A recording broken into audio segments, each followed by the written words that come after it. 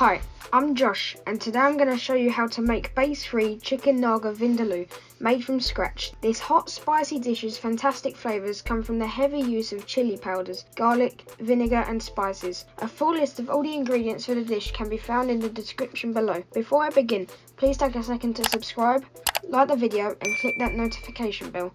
Thanks. Add the oil to a pan on a low to medium heat and add in the star anise, bay leaf and Kashmiri chillies. Fry for 30 to 60 seconds, stirring occasionally until they become aromatic and bubbles start to form around the hard spices. Add in the onion, stir through and fry gently for a few minutes until they begin to soften. Add in the garlic and ginger paste and stir continuously for around 30 seconds until the bitter smell disappears.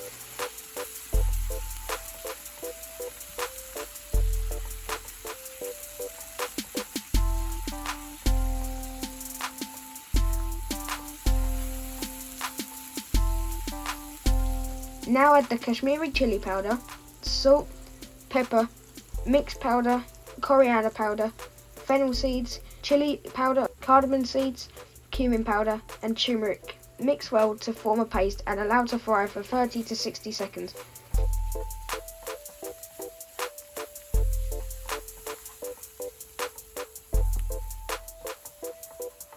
Add a small amount of water at any time if required to keep the paste loose and fry gently until the oils separate. Remember, you're looking to gently fry the spices, not burn them. If you ever have gritty or grainy curries, it's most likely that you're not cooking out the spices for long enough at this stage.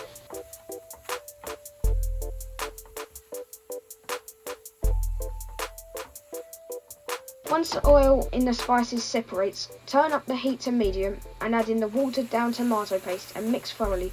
Allow to cook out for 30 to 60 seconds. Add in the hot water and mix well. Stir every couple of minutes until reduced by half.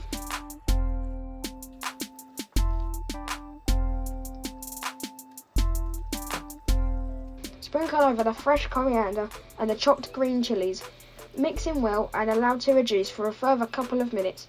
There is no need to stir unless it looks like it's about to burn. Time to remove the bay leaf and star anise if you don't like biting into those in your final dish.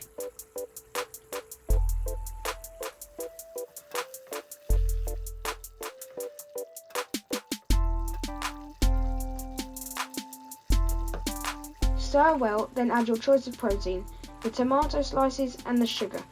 Stir through well, ensuring the meat is covered in the sauce to prevent it from drying out, and allow to reduce for a couple of minutes.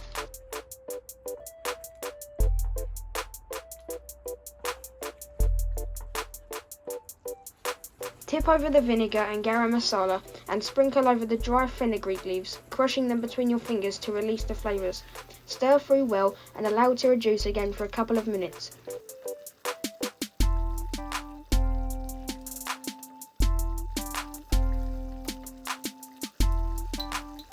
Finally, to give it a little extra kick, I'm adding half a teaspoon of Naga pickle. Stir through and allow to reduce to your desired consistency. There is no need to stir unless the sauce looks like it's about to burn.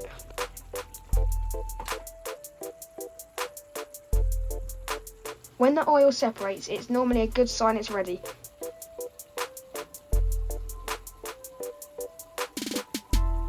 Please remember to subscribe, like and hit the notification bell. And check out this and many more recipes on my website at thegurrykid.co.uk.